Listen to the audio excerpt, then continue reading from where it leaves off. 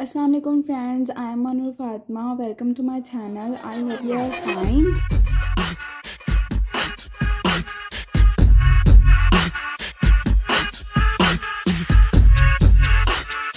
इस वीडियो में हम लोग स्टडी करने वाले हैं बायोलॉजी की ब्रांचेस को।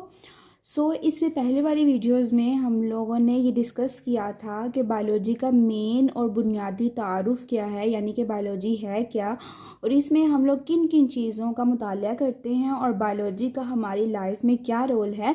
अगर आपने वो वीडियो नहीं देखी तो सबसे पहले आप बायोलॉजी के मेन इंट्रोडक्शन की वीडियो देखें। आज की इस वीडियो में हम लोग डिस्कस करने वाले हैं कुछ ब्रांचेस को। लास्ट वीडियो में हमने डिस्कस किया था मॉर्फोलॉजी को, एनाटमी को, फिजियोलॉजी को, जेनेटिक्स को, सोशियोबायोलॉजी और सेल बायोलॉजी को।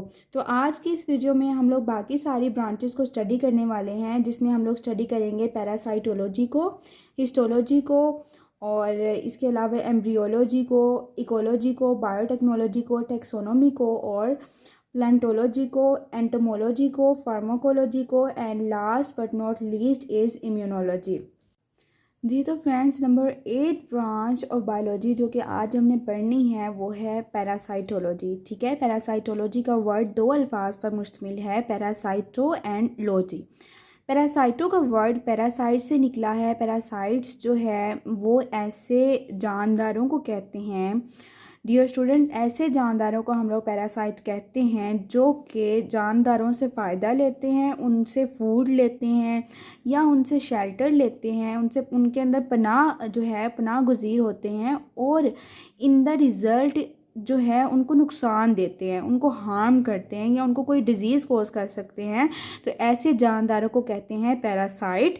तो इसकी डेफिनेशन भी पूछी जा सकती है, लाइक व्हाट इज़ पैरासाइट और define parasite.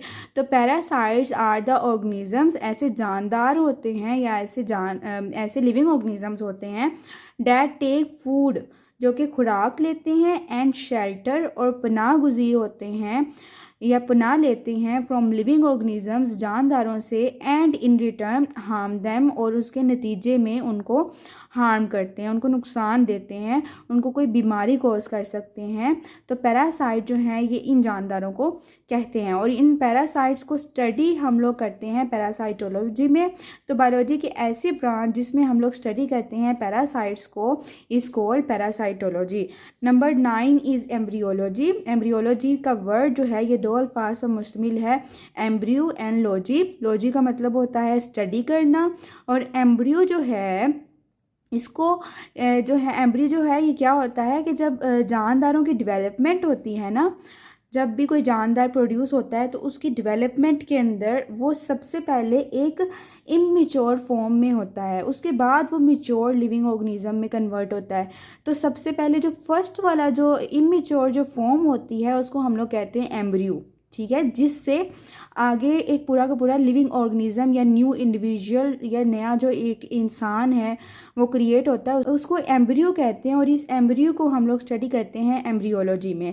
The branch of biology in which we study about the development of living organism, के जानदारों की डेवलपमेंट किस तरह से होती है, और साथ में हम लोग एम्ब्रियो पे बहुत ज़्यादा रिसर्च करते हैं, उसको स्टडी करते हैं कि ये इमेच्योर जो एक कंडीशन होती है, एक सिचुएशन होती है, ये किस तरह की होती है और किन किन स्टेप्स से गुजर के एक नया जो इंडिविजुअल है वो प्रोड्यूस होता है। ये सब कुछ हम लोग एम्ब्रियोलॉजी में स्टडी करते हैं। Number 10 branch of biology is ecology. Ecology का वर्ड दो अल्फाज पर मुश्तमिल है, इको एंड लॉजी। इको का मानी होता है इन्वायरमेंट, यानी कि जो हमारा माहौल होता है, हमारा जो हैबिटेट होता है, जहाँ पे हम लोग रह रहे होते हैं, जो हमारे आसपास का माहौल होता है जिसके साथ हम लोग इंटरेक्ट करते हैं, उसको कहते हैं इन्वायरमेंट। ठीक है, उर्दू में हम लोग इसको माहौल कहते हैं। तो इसको स्टडी करते हैं हम लोग इकोलॉजी में। ठीक है, और इन्वायरमेंट को स्टडी करने के साथ साथ हम लोग ये भी स्टडी करते हैं कि जो लिविंग ऑर्गेनिजम्स हैं, जिनको भी हम लोग बायोलॉजी में स्टडी करते हैं ना, तो लिविंग ऑर्गेनिज्म जो हैं इनका अपने इन्वायरमेंट के साथ क्या रिलेशन है, क्या ताल्लुक़ है, इसको भी हम लोग इकोलॉजी में स्टडी करते हैं। इसका जो सेकंड नेम है, चूँकि हम लोग इसमें इन्वायरमेंट को स्टडी करते हैं, तो इसका सेकंड नेम जो है वो है इन्वायरमेंटल बायोलॉजी। तो the branch of biology in which we study environment and its relation with the living organisms. Number 11 branch of biology is biotechnology.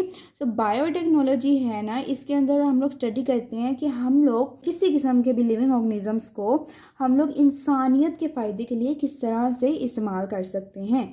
सो इसके अंदर भी आप देखेंगे 2 अल्फाज हैं, बायो एंड टेक्नोलॉजी, यानी कि इसके अंदर हम लोग टेक्नोलॉजी को यूज़ करके हम लोग किस तरह से बायो यानी कि लाइफ जो है इसको यूज़ करके हम लोग इंसानियत के फ़ायदे के लिए कैसे इस्तेमाल कर सकते हैं, ये सब कुछ हम लोग बायोटेक्नोलॉजी में स्टडी करते हैं। सो बायोटेक्नोलॉजी ऐसी ब्रांच है जिसमें हम लोग स्टडी करते हैं प्रैक्टिकल एप्लीकेशंस को, बाकायदा प्रैक्टिकली तौर पे हम लोग जानदारों को यूज़ करके उनसे क्या करते हैं, किस चीज़ के लिए यूज़ करते हैं ताकि फ़ायदा हो सके, बेनिफिट हो सके मैनकाइंड का, इंसानियत का फ़ायदा हो सके। इस इंसानियत के फ़ायदे के लिए हम लोग लिविंग ऑर्गेनिजम्स के प्रैक्टिकली एप्लीकेशन को बायोटेक्नोलॉजी में स्टडी करते हैं। Number 12 branch of biology is taxonomy. तो स्टूडेंट्स आपको पता है कि अगर हम सिर्फ अर्थ की ही बात करें तो अर्थ के अंदर there are trillions and trillions of living organisms, और एक जो लिविंग ऑर्गेनिजम्स हैं ये भी मुख्तलिफ तरह के हैं। और एक किस्म के लिविंग ऑर्गेनिज्म में अगर हम सिर्फ पौधों की ही बात करें, प्लांट्स की ही बात करें, ठीक है, जो लिविंग ऑर्गेनिजम्स हैं, प्लांट की बात करें तो प्लांट की ही इतनी ज़्यादा काइंड्स हैं, और एक काइंड जो है उसके अंदर ट्रिलियंस ऑफ प्लांट्स हैं। और ये तो सिर्फ प्लांट की बात है, तो प्लांट के अलावा एनिमल्स, फंजाई, ठीक है, प्रोटिस्ट, प्रोक्रियोट्स, ठीक है, ये सारे के सारे लिविंग ऑर्गेनिजम्स, इनको इतनी ज़्यादा लिविंग ऑर्गेनिज्म को सिर्फ और सिर्फ बायोलॉजी की ब्रांच के अंदर स्टडी करना बहुत मुश्किल था, ठीक है। तो लिहाजा हमने क्या किया कि लिविंग ऑर्गेनिजम्स को मुख्तलिफ तरह के ग्रुप्स में डिवाइड कर दिया ताकि उनकी स्टडी हमारे लिए इजी हो सके। तो ग्रुप्स में डिवाइड करने के अमल को कहते हैं क्लासिफिकेशन, यानी कि क्लासिफिकेशन ऐसा अमल होता है जिसमें हम लोग जानदारों को ग्रुप्स में डिवाइड कर देते हैं। जिस तरह हमने ग्रुप्स बनाए हुए हैं ना कि एनिमल्स हैं, ये प्लांट्स हैं, ये फंजाई हैं, तो मुख्तलिफ तरह के ग्रुप्स हों तो हमारे लिए बहुत ज़्यादा ईजी हो सकता है कि हम उनको पहचान सकें और उनको हम लोग स्टडी कर सकते हैं। तो क्लासिफिकेशन के अलावा हम लोग टेक्सोनोमी में एक और भी काम करते हैं कि हम लोग लिविंग ऑर्गेनिज्म को नाम देते हैं, एक ख़ास स्पेसिफिक नाम देते हैं जिससे उस चीज़ को पुकारा जाता है। और अगर किसी चीज़ का कोई नाम ही ना हो तो उसको रिकॉग्नाइज करना भी बहुत ज़्यादा मुश्किल होता है कि ये चीज़ क्या है, ठीक है, और ये किस ग्रुप से ताल्लुक़ रखती है।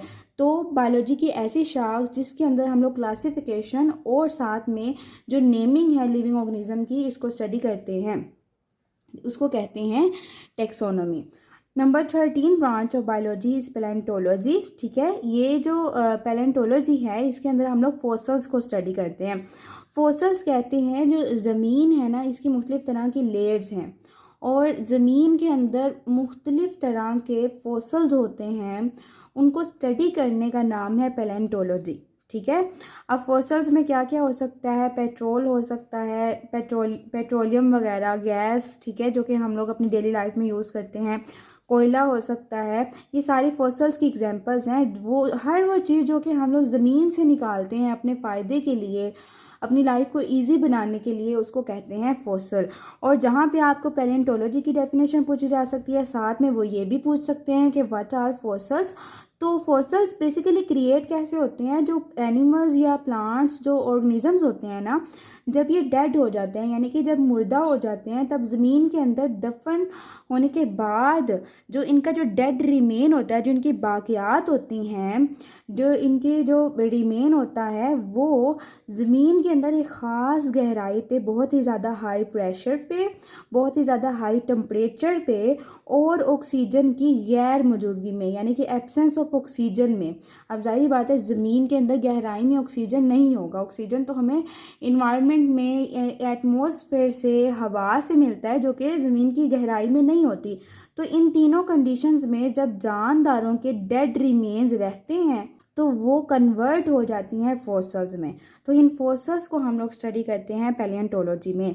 Number 14 branch of biology is entomology, ठीक है। ये भी 2 अल्फाज पर मुश्तमिल है, एंटोमो एंड लॉजी, ठीक है। तो लिहाजा एंटोमो का मायने होता है इंसेक्ट्स, जो कीड़े मकोड़े और जो हशरात वगैरह होते हैं, तो उनको हम लोग स्टडी करते हैं एंटोमोलॉजी में। तो बायोलॉजी की ऐसी ब्रांच जिसमें हम लोग इंसेक्ट्स को स्टडी करते हैं उसको कहते हैं entomology. Number 15 branch is pharmacology. Pharmacology जो है ये बायोलॉजी की बहुत ही आप कह लें कि बहुत ही वसी और बहुत ही एक वाइड स्प्रेड फील्ड है, बहुत ही ज़्यादा एक वसी फील्ड है और इसका हमारी डेली लाइफ से बहुत ही ज़्यादा रिलेशन है, बहुत ही ज़्यादा।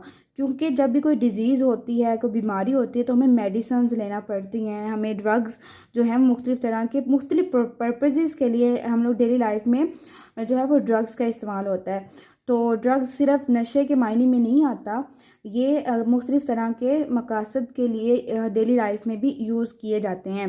तो इनको स्टडी करना जो है वो फार्माकोलॉजी कहलाता है। तो बायोलॉजी की ऐसी ब्रांच जिसमें हम लोग ड्रग्स को स्टडी करते हैं उसको कहते हैं फार्माकोलॉजी। इसके अलावा हम लोग ड्रग्स की कंपोजिशन को भी स्टडी करते हैं कि जो ड्रग्स हैं, जो ये मेडिसिन या जो ट्रीटमेंट वगैरह बीमारियों के किए जाते हैं जिनके ज़रिए, वो किन किन चीज़ों पर मुश्तमिल है, कौन कौन सी चीज़ें जो हैं वो मिक्स करके उनको आपस में ऐड करके ये ड्रग्स बनाए जाते हैं, ये भी फार्माकोलॉजी में स्टडी किए जाते हैं। और इसके अलावा ये भी देखा जाता है कि ड्रग्स की खसूसियात क्या हैं, इनकी मुख्तलिफ़ तरह की प्रॉपर्टीज़ क्या हैं। अगर हमें उनकी प्रॉपर्टीज़ का पता होगा कि ये जो ड्रग है ये इस पर्पज़ के लिए यूज़ की जा सकती है, इसका हमें ये फ़ायदा है, ये कितने टेम्परेचर पे ये ठीक रहती है, तो उसको यूज़ करना बहुत ही ज़्यादा ईजी हो सकता है। और इसके अलावा हम लोग तीसरी जो मेन चीज़ हम लोग फार्माकोलॉजी में स्टडी करते हैं वो है एप्लीकेशन। एप्लीकेशन का मायने होता है किसी चीज़ को यूज़ करना, उसको इस्तेमाल करना प्रैक्टिकली तौर पे। तो ड्रग्स को प्रैक्टिकली तौर पे हम लोग अपनी डेली लाइफ में किस तरह से यूज़ कर सकते हैं, ये भी हम लोग फार्माकोलॉजी में स्टडी करते हैं। So the branch of biology in which we study drugs, their composition, their properties and their application in our daily life is called pharmacology. Number 16 branch is immunology. तो इम्यूनोलॉजी का जो word है ये immune से निकला है, ठीक है। इम्यून, अल्लाह ताला ने हमारी बॉडी के अंदर प्रोटेक्शन के लिए या बीमारियों के ख़िलाफ़ लड़ने के लिए एक ख़ास किस्म का सिस्टम बनाया हुआ है जिसको कहते हैं इम्यून सिस्टम, ठीक है।